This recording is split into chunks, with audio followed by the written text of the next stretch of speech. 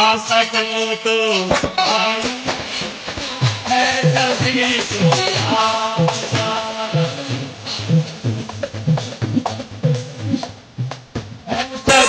कुछ आपका पा सको तो पाइए, है तभी कुछ आपका।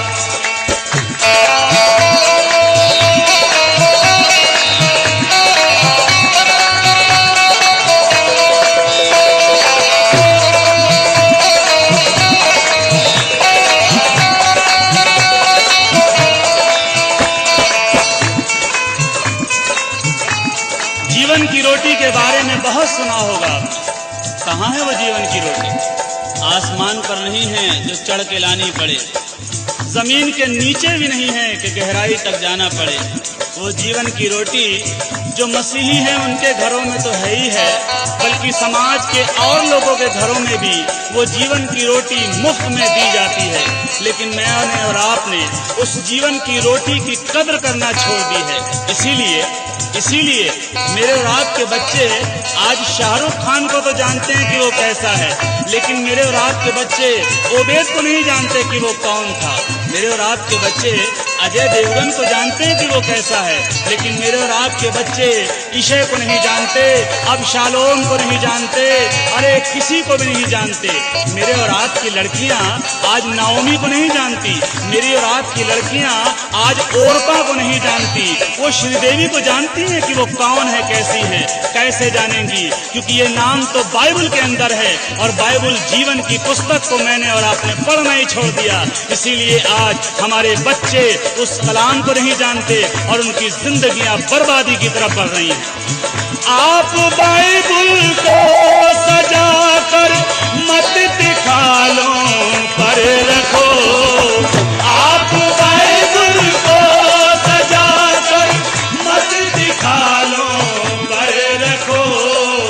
है यही जीवन की रोटी, है यही जीवन की रोटी, खा सको तो खाइए, है यही जीवन की रोटी, खा सको तो खाइए, है यही जीवन की रोटी, खा सको तो खाइए, है यही जीवन। बाइबल कहती है, और जो हुक्म मैं आज तुझको सुनाता हूँ वो तेरे मन में बनी रहे, तू इन्हें अपने बाल बच्चों को समझा कर सिखाया करना। घर में बैठते, राह में चलते, लेटते, उठते इनका बयान किया करना, और इन्हें अपने हाथ पर निशान करके बांधना। ये तेरी आंखों के बीच टीके का काम दें, और इन्हें अपने घर के भीतर की बाजुओं पर और चौखों पर और दीवारों पर लिखना। अरे मेरे प्यारों, मैंने और आपने आज वो सब कुछ छोड़ दिया। इसीलिए आज वो बरकतें जो मेरे और आपके घरों में होनी चाहिए नहीं मिलती।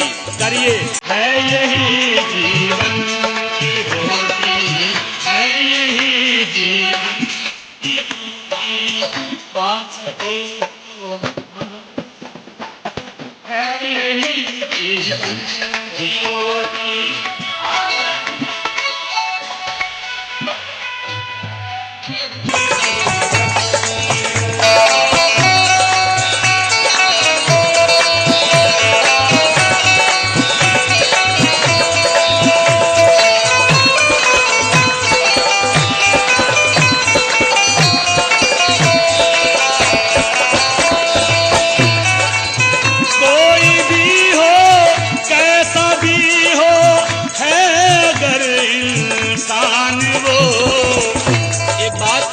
एक बात सोच कर रखिएगा, अगर मैं और आप पिक्चर हॉल में बैठे हों और बगल की सीट पर मेरा और आपका दुश्मन आकर बैठ जाए, तो क्या पिक्चर हॉल में जाना बंद कर देंगे?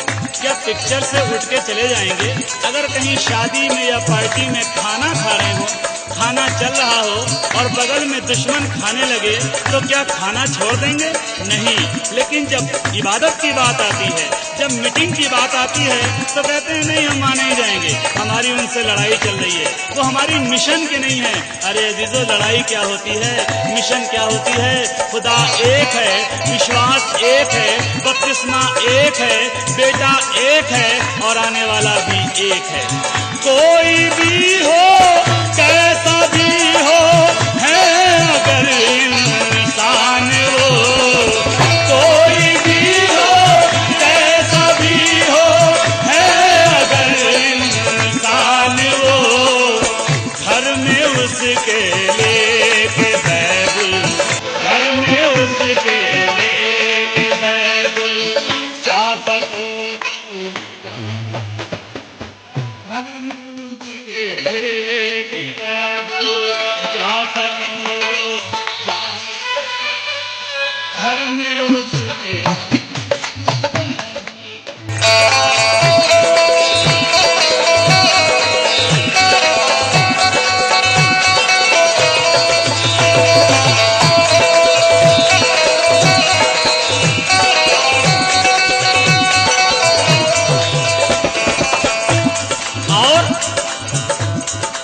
खुदा ने कोई फर्क नहीं रखा।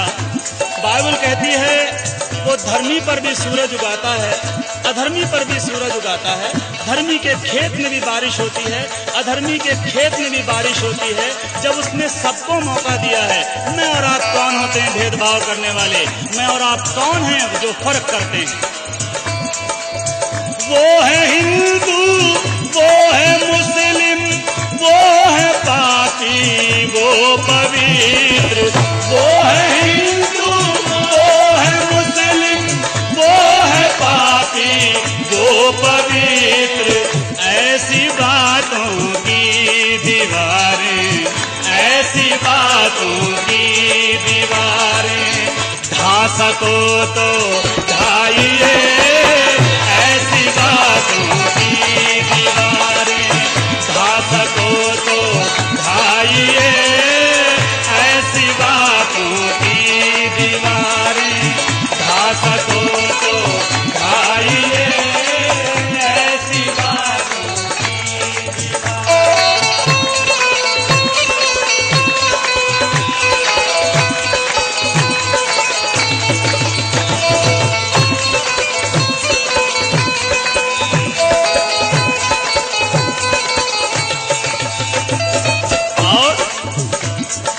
आप चाहते हैं आसमान पर फरिश्ते खुशी मनाएं और फरिश्तों को खुशी मनाते हुए देखकर मेरा और आपका खुदा खुश हो, और जब खुदा खुश हो तो मैं और आप जो मांगे वो पालें, तो ये काम करना पड़ेगा।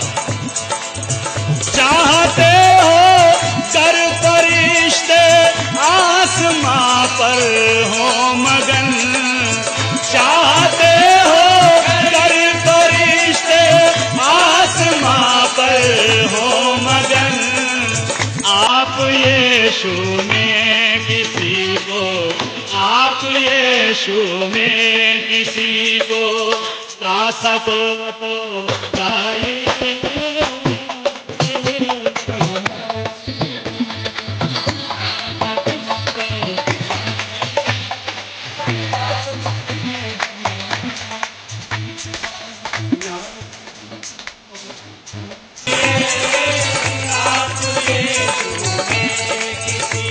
अजीजों, मनादी करने की कोई उम्र नहीं हुआ करती, किसी को सीख या किसी को राह बताने के लिए उम्र नहीं हुआ करती।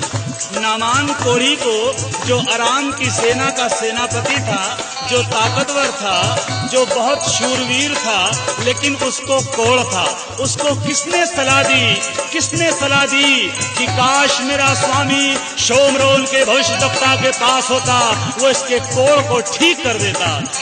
अराम के सेनापति को ये बात लग गई। उसने अपने राजा बेन-हदद से चिट्ठी लिखवाई इजराइल के राजा योराम के नाम, और जब राजा योराम को वो चिट्ठी मिली, उसने अपने कपड़ों को फाड़ा, अपने सर पर टाट रखा और उपवास करने बैठ गया, ये कहकर निसंदेह ये योराम के ये जो है अराम के राजा ने लड़ाई का बहाना ढूंढा है। मैं क्या खुदा हूं जो इसके कोढ़ को ठीक करूं?